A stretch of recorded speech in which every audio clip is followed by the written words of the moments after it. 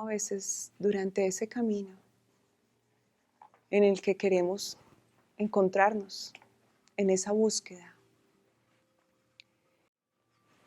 generamos tantos obstáculos para tomar la decisión de subirnos en ella. Y luego, aun cuando estamos en ella, la ansiedad no nos permite llegar al destino. Porque quisiésemos dar un salto cuántico y que todo cambiase en un instante.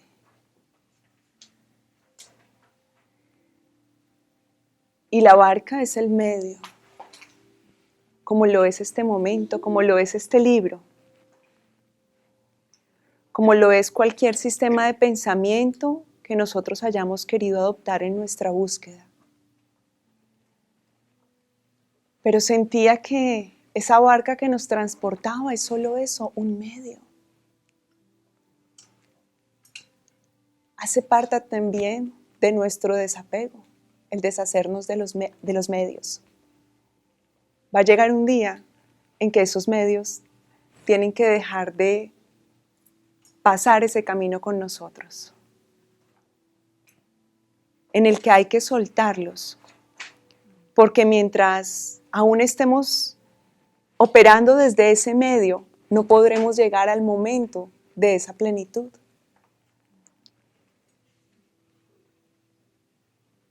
Y al soltar ese medio,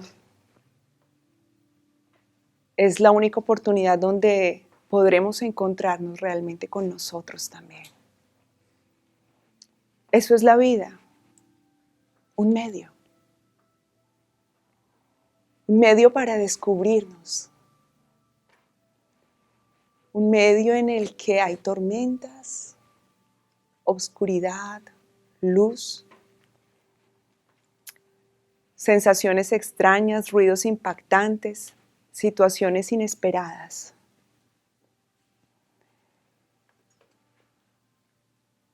Y nos enfocamos mucho en lo que hay después de esa vida. ¿A dónde nos llevará esa barca? ¿Qué hay al otro lado del río? Y peleamos contra lo que nos encontramos en el camino también. Peleamos tanto que no lo sabemos vivir, porque de alguna manera rechazamos la experiencia por el anhelo de descubrir si lo que está en esa orilla es igual o contrario a lo que estaba esperando encontrar.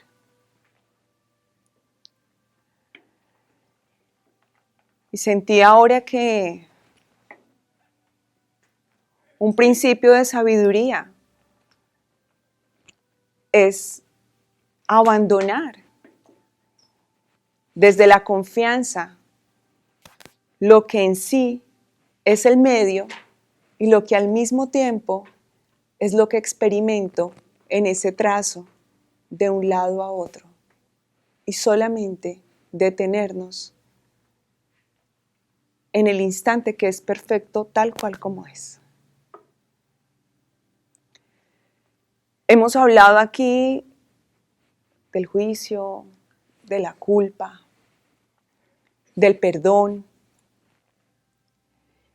y de todo lo que nos podamos inventar para darle una justificación más elevada a esta vida y encontrar respuestas que de por sí yacen de esa mente dividida que al separarse de su propia esencia tiene que empezar a cuestionarse ¿quién soy? Recordemos que a través de Jesús en los postulados de un curso de milagros se nos dice que nuestras almas iniciaron una búsqueda porque no hallaron cierto que fuéramos solamente parte del Padre, del Creador, y quisieron experimentar lo que se siente descubrirse por sí solas. Y en ese estado de separación se crea la experiencia de la vida. Y cuando la semana pasada les decía, vamos a entrar a otro nivel, hoy sentía también esto de que es parte de la continuación de entrar a otro nivel. Y al entrar a otro nivel es entender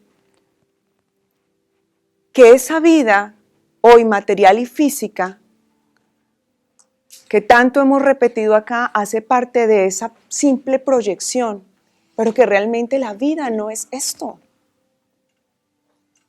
Esto es un espejismo.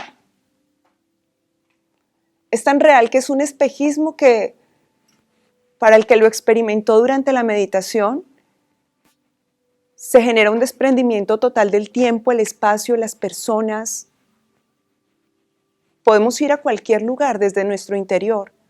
Por lo tanto, todo lo que está afuera es esa ilusión. Y cuando hablamos de avanzar en un curso de milagros, nos referimos a esa apertura mental, descubriendo que ya no podemos seguir siendo parte de este sueño de una manera incoherente. Y como lo menciona tan repetidas veces el libro, de una manera loca, porque utiliza el término de que nosotros estamos desquiciados al hacerle caso al sistema del pensamiento del ego. Entrar en profundidad es entender que estamos juntos construyendo esta película de los desquiciados. Porque ¿quién, sabiendo quién es, decide separarse para buscar lo que no es y luego se pregunta quién soy? Un desquiciado. Un desquiciado.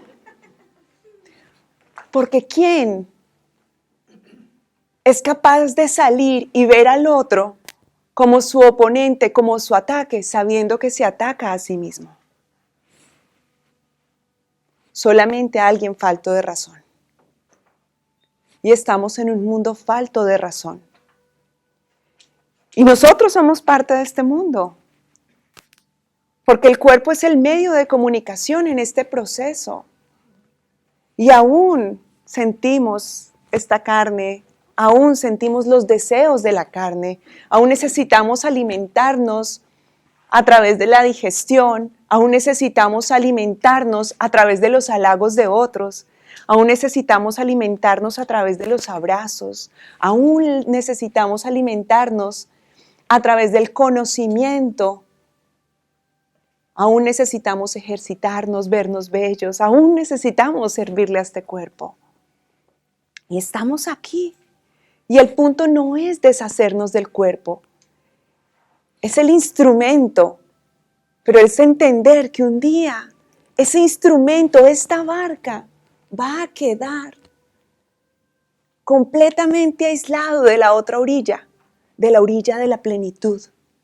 Y que mientras estamos embarcados aquí en este cuerpo, vamos a disfrutar el ser pasajeros de él. Podemos disfrutarlo.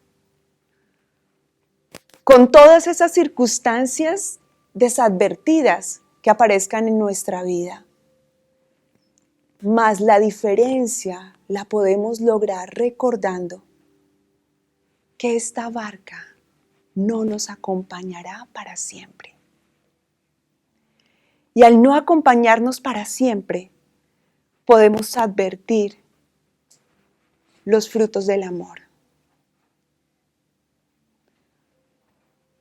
Porque al tener claro que esto no es un estado permanente, sino efímero y fugaz, no podremos nunca sentir el ataque. Porque ¿qué cuerpo que sabe que no existe y que no hace parte de la eternidad puede sentir la laceración, el ataque, el choque, el golpe? No hay necesidad de sentirlo. Solo lo sentimos desde nuestra mente dividida. Hace aproximadamente unos 3, 4 meses, descubrí del conocimiento que tenemos todos una manera fabulosa de enfrentar el dolor, además de observar cuáles son las emociones que lo provocan, que tienen tanto que ver. Y una de las formas de comprobarlo fue recordarle a la otra parte de ese cuerpo que, si nos damos cuenta, casi siempre tenemos un equivalente al lado derecho o izquierdo de nuestro cuerpo. Y en medio de un dolor que sentí, lo recordé, dije, si tengo esta parte que hoy se siente bien frente a esta que hoy se siente mal, tengo cómo recordarle a esta parte que se puede sentir bien. Y las uní y me enfoqué en el bienestar de esta parte. Y automáticamente llegó el bienestar de esta. Y de ahí en adelante, muchísimas otras cosas que se vienen presentando. Y pude experimentarlo porque dentro de ese viaje de la barca sufrí tormentas, muchas tormentas. Aún aparecen las tinieblas, pero se disipan cada vez que uno corrige su sistema de pensamiento e invita al Espíritu Santo a que acoja esos pensamientos. Esto no es poesía, esto no es ilusión, esto es real. Lo hablo con la convicción de la experiencia, de que es real. Y digo que el haber llegado a esta conclusión fue producto de una experiencia porque hace algún tiempo, cuando estaba en ese desprendimiento de mi antigua piel, que es donde viene todo lo que supuestamente se opone hacia ti, que tú dices pareciera que el universo se confabuló en mi contra, donde es todo lo contrario, se está confabulando a tu favor para que descubras tu grandeza. En ese tiempo, que no estaba el Obamacare, no tenía con qué pagar seguro médico para mí y mis hijos. Y todo el tiempo te amenaza la gente con las cuentas de lo que vas a tener que pagar si te enfermas. Y apareció la enfermedad en mi casa. Y es cuando apelo a ese desprendimiento de piel y digo, tiene que haber una manera diferente de hacer las cosas. Y comienzo a recordar que somos todos seres plenos, sanos, con bienestar. Y al día de hoy mis hijos no han pisado un hospital. Fiebres, dolores de cabeza, cortadas, dolores de estómago, dolores de dientes, todo. En una corrección del pensamiento, simplemente volviendo a nuestra esencia para decir, todo está bien. Tú eres perfecto. Y solamente en ese extremo lo pude entender.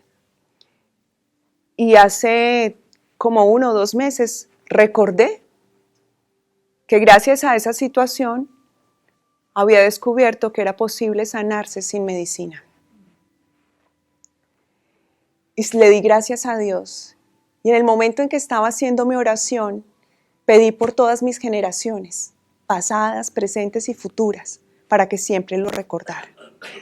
Mi celular comenzó a sonar súper repetidamente y era mi esposo que llamaba y no le contesté, estaba en mi espacio y no le contesté. Pasó 1 hora y le respondí. Me dice, ¿por qué no contestas?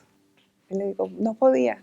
¿Qué pasó? Me dice, te estaba llamando hace 1 hora para contarte que Samuel, el niño menor, tenía un dolor de estómago terrible, súper fuerte.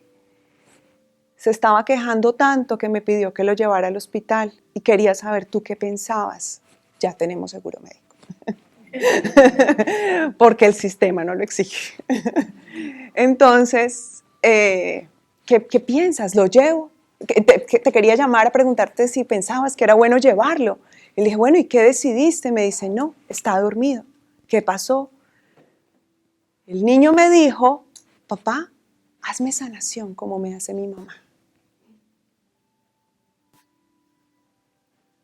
Un niño de 5 años cogió su cuerpo, recordó la otra parte de su cuerpo que se sentía bien y se enfocó en la parte que estaba sana. Y se quedó profundamente dormido. Mi esposo me dijo, pensé en llamarte porque puede ser una apendicitis, algo. Y yo no soy la loca extrema que prefiero que mi hijo se muera antes de pisar un hospital. No, uno debe ser consciente y racional, ¿no? Mientras no vea yo síntomas de fiebre prolongada, vómito, pues no lo hago. Pero mi esposo ha estado en la duda. Y al punto al que voy aquí es que vean lo que sucede paralelamente. Cuando empiezo a cortar cadenas generacionales para que recuerden lo que está pasando, el último de nuestra generación, que es el menor, sintió el dolor de estómago.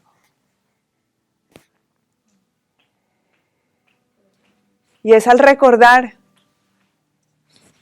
que nosotros en este viaje, si le dejamos de dar tanta importancia a esta barca que va a pasar hacia el otro lado, no nos preocupamos tanto por este llamado de bienestar que nos vende la sociedad producto del miedo.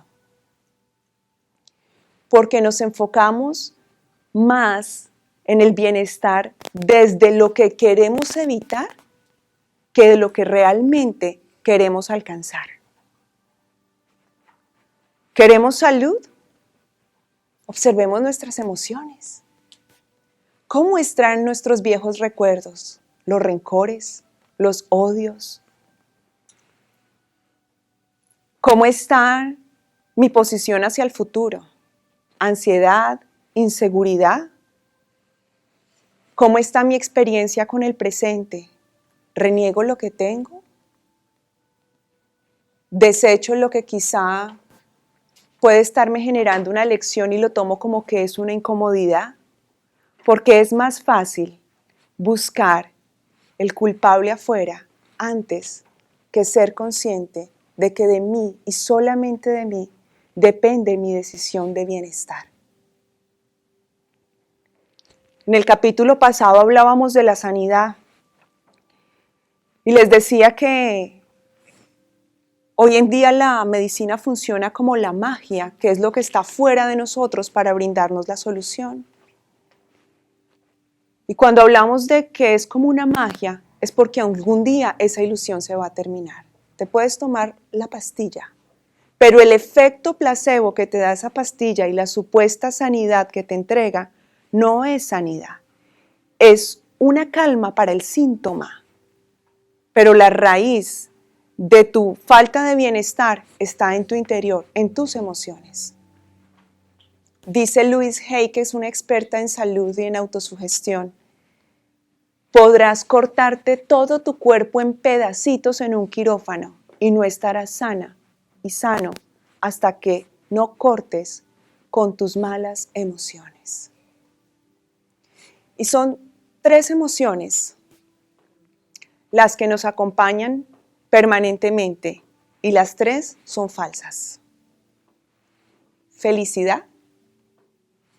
Alegría, no es felicidad, es alegría, tristeza y difamación. Las 3 emociones son completamente inventadas por tu sistema de ego, porque con la presencia de una deshaces la otra y con la ausencia de una aparece la otra, lo cual significa que ninguna es real, porque solamente lo real permanece, lo irreal desaparece. Al ser estas 3 emociones irreales, provocan en ti una falsa búsqueda de la felicidad. Decía Aristóteles que el fin de todo hombre es buscar su estado de plenitud de la felicidad. Y al buscar la felicidad, nos cansamos en el camino de esa búsqueda de la felicidad, porque le estamos huyendo a esa tristeza, a esa difamación que significa cómo veo yo al otro de una manera peyorativa y cómo el otro me puede ver a mí también de esa manera peyorativa. Y eso puede influenciar mi estado de ánimo, o estoy alegre o estoy triste. Porque si tú no me criticas, si tú no influencias tu concepto sobre mí de una manera negativa, puedo permanecer alegre. Y si pasa lo contrario, entro en un estado de tristeza. La única manera de deshacernos de estas tres emociones es a través de la interiorización. Cuando comenzamos a entrar dentro de nuestro interior, lo que acabamos de hacer al empezar esta charla, donde existe un estado total de plenitud, la verdadera paz, donde ahí no estamos pensando si estamos felices o tristes, donde ahí no estamos pensando si los que nos están viendo afuera o los que no vinieron nos están avalando o no lo que estamos haciendo, simplemente estamos. Y al deshacernos de ellas, podemos encontrarnos con nuestra verdadera existencia. Es posible. Y no significa esto que no tengamos que celebrar nada bueno que nos pase. Significa todo lo contrario. Todo, absolutamente todo lo que nos pase, debe permanecer en nosotros un llamado a la paz, a estar en completa paz, en completa calma, para poder entender que podemos llegar hacia el otro lado de la orilla, sin afanarnos. El curso de milagros en este capítulo, número 6, antes de cerrar el tema de la crucifixión, nos dice que el verdadero mensaje de esa cruz es recordar que solo somos amor. Al recordar que solo somos amor, no cabe ninguna de esas tres emociones y no cabe ningún estado diferente entre nosotros. Y recordemos el significado de esa cruz desde nuestra visión ya acompañada por el Espíritu Santo. Número 1, la cruz es benevolencia, no es castigo. Número 2, la cruz es una herramienta para el aprendizaje. Número 3, la cruz deshace los límites del ataque. Los deshace porque ya no podemos seguirnos refugiando en los brazos de la ira cada vez que vemos que alguien nos lastima, cuando recordamos que en esa cruz hubo un ser más lastimado que cualquier otro, sin haber hecho daño alguno y que a pesar de esto no entró en la ira. Número 4, la cruz es la oportunidad para ser maestros. Porque nos recuerda que cuando creemos en su verdadero significado, podemos expandir ese significado entre los que nos rodean y de esa manera podemos enseñar a otros esa confianza. Número 5, la cruz es el camino hacia la paz.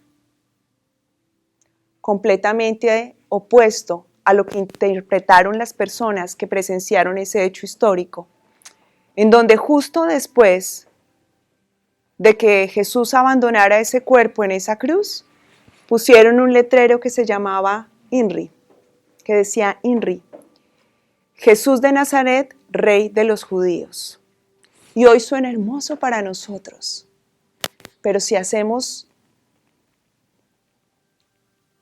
un reverso hacia la historia, recordemos qué significaba ser judío.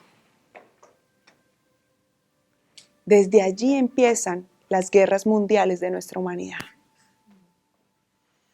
Porque lo que hizo ese letrero fue separarnos. Tú tienes una sangre diferente a la mía. Tú tienes un linaje opuesto al mío. Somos distintos. Y al ser distintos, contemplo en mí el rechazo. Y al rechazar, genero el ataque. Por eso lo que se pretendía, de acuerdo a lo que Jesús nos enseña, que era llamar a la paz, para entender que el hecho tan macabro que presenciaban nuestros ojos no era un hecho de castigo, sino de piedad y de amor, fue mal interpretado y se convirtió en guerra. Y desde ahí reforzamos la idea del ego, de la separación, desde nuestra propia cultura, como comunidades y sociedades aisladas. Ya veníamos hacía mucho tiempo desde Moisés, donde se peleaba contra la esclavitud y existían las diferencias de los faraones, y donde Era manipulada la vida por esos faraones y estos esclavos se tenían que vender para poderse alimentar y subsistir. ¿Qué diferencia hay ahora con el sistema que vivimos? ¿Quién de nosotros hoy sabe que no necesita venderse para poder comer y tener un techo? ¿Producto de qué? De la ilusión de la separación, reforzada después de la mala interpretación de esa cruz. Cuando el único mensaje que hoy se nos pide es que recordemos que solo somos amor. Lo único que es posible observar en otros es ese mismo amor. No podemos ver otras cosas. No podemos ver sino los frutos de ese amor.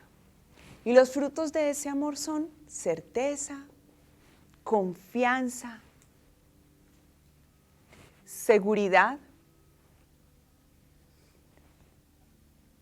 conocimiento, unidad. Al percibirnos de esta manera, podemos lograr realmente una transformación desde nuestro interior hacia nuestro exterior. Y se nos dice que tenemos una alternativa para salir de esa proyección y que la alternativa se nos fue dada en el momento en que nosotros acudimos a ese Espíritu Santo para que nos permita ver con el amor.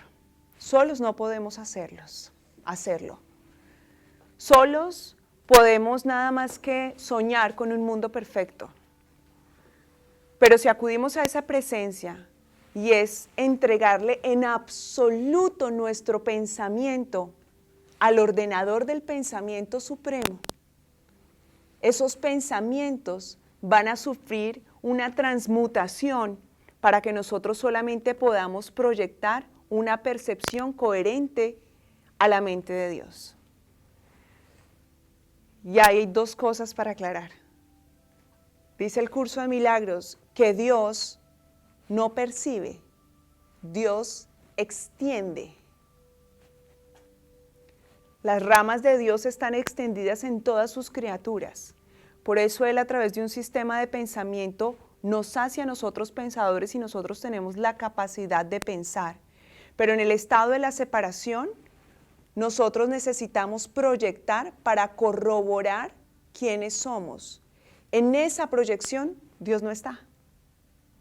Porque Dios no puede conocerse a través del miedo. Dios no se puede identificar a través del rencor. Dios no se puede suplantar a través de la ira. Dios no se puede personificar a través del odio. Por eso, el Evangelio no es nada más que un lenguaje de amor, que los hombres lo interpretaron desde su temor, cuando dijeron, hemos despertado la ira de Dios. El despertar la ira de Dios no fue nada más que un concepto producto del miedo, pero Dios no puede sentir ira contra sus creaciones, porque sentiría ira hacia sí mismo. Y hacia sí mismo deja de tener características de Dios. Y nosotros que buscamos conocer a Dios, invertimos los papeles y estaríamos diciendo que Dios busca ser hombre. Dios no necesita de nosotros. Dios es Dios. Está en todo y en todos nosotros. Nosotros necesitamos de Él. Y la única manera de activar esa presencia permanente es a través de la gratitud. Ser agradecidos con todo. Cuando nosotros agradecemos, le abrimos la puerta a la bendición. Tenemos una capacidad maravillosa de ser agradecidos, pero la limitamos a los instantes que conectan solo con la alegría. Por eso la alegría nos separa de la verdadera paz. Porque solo cuando estamos en esos momentos de euforia en que todo sale bien, desarrollamos un espíritu de gratitud y recordamos que hay muchas fuentes espirituales que nos dicen, entre más agradeces, más tienes. Es verdad. Pero si solamente sabes agradecer las cosas buenas y no sabes agradecer el pasado oscuro, o el futuro incierto, o no sabes agradecer la situación difícil que estás pasando, es como si el estado de gratitud que elevaste hasta acá hoy viniera y se consumiera por toda la ignorancia en un instante en el que mi falta de fe simplemente me advierte que no tengo nada por qué estar agradecido. Cuando el estar agradecido es como respirar. Aprendamos a estar agradecidos automáticamente, sin necesidad de preguntarnos por qué he de estar agradecido o para qué. Si ustedes hacen oración con sus niños, un niño comienza a dar gracias y no termina. No termina. Gracias por la cama, gracias por la cobija, por la ventana, por el perro, por el amigo, por la profesora. Dan gracias absolutamente por todo dan gracias cuando ellos entran en oración. La gran mayoría de niños pienso que lo hacen así. Y así debemos ser nosotros. Dentro de mi experiencia empecé a vivir transformación también cuando empecé a agradecerlo todo. Gracias por el pie que pisa esta tierra, este lugar. Gracias por la persona que me saludó, por la que no. Gracias por el que me atendió, por el que me hizo mala cara. Gracias por la puerta que se cerró, gracias por la puerta que se abrió. Gracias, gracias, gracias, gracias por todo. Cuando doy gracias, extiendo bendición. ¿Por qué? Porque recuerdo que el que estoy viendo frente a mí hace parte de esta unidad y activo en él su poder ilimitado de transformación, que es lo que tenemos todos nosotros. Si hoy como humanidad nos concientizamos de este grandioso poder que tenemos, que no tiene fin, en el que lo único que necesitamos es esa conexión de ver en el otro el perfecto amor y producto de eso agradecer, vamos a lograr un cambio espectacular, increíble en el mundo, increíble. Y el cambio será despertar. Despertar. Despertar para no seguirnos quejando de lo que no nos gusta. Despertar para saber que todo esto es temporal. Despertar para saber que yo creo desde mí lo que quiero ver hacia afuera. Ese despertar se entiende como esa apertura de oídos a esos seres que aún ni siquiera están aquí con nosotros. Donde cuando aprendemos a verlos de esa manera, va a llegar un momento en que va a haber una elevación tan fuerte en ellos que van a abrir sus ojos, como nos pasó a nosotros. ¿Por qué creen que nosotros hoy estamos acá? Porque fuimos muy inteligentes y decidimos transformar nuestra vida y decir, vamos más arriba que otros. Porque hay muchos seres en el planeta que han decidido mirar a la humanidad entera con el amor. Y eso está haciendo que hoy el mundo despierte. A pesar de tanta cosa opuesta a lo que es el significado del amor, muchos seres humanos hoy están haciendo un alto en su vida. Muchos seres humanos. Y en mi consulta a diario, cuando llega una parte que es el propósito, la gente tiene una cosa en particular y es avanzar en mi vida espiritual. Avanzar en ese conocimiento de lo que es el espíritu. Es lo que realmente el mundo quiere hacer. Y es producto de que hay personas en el mundo antes que nosotros que han decidido dar ese paso hacia adelante. Como lo dijo Jesús. Jesús experimentó en carne por nosotros para demostrarnos que hay una manera diferente de hacer las cosas. Y no todos tenemos que tener las mismas experiencias.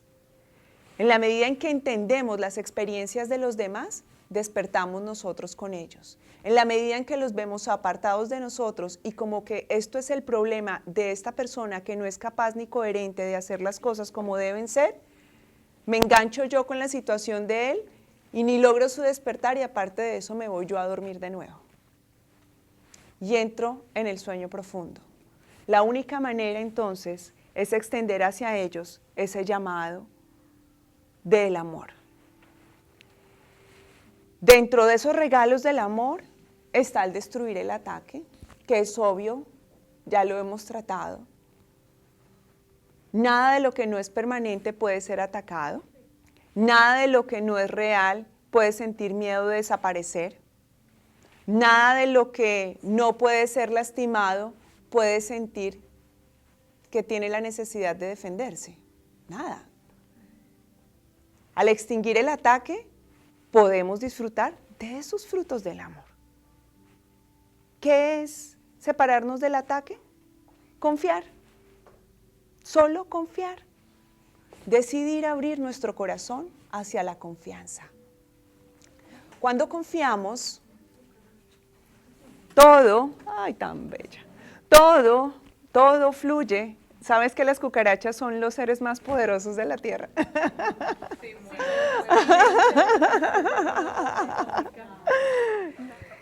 No hay nada al azar. Fíjense cómo hablábamos del paso por el río en la barca y de cómo nos poníamos cuando cambiaban. Y tú acabas de decir, llamados al amor, destruir el ataque.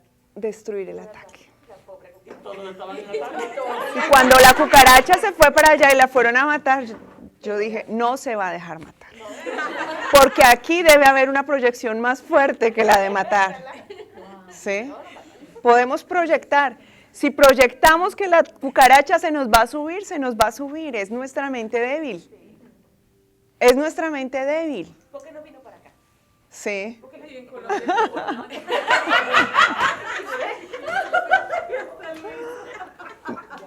No es nada más que nuestra mente débil.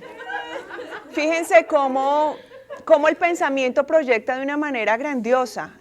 Hace 8 días, el llamado en este lugar fue a morir, ¿recuerdan?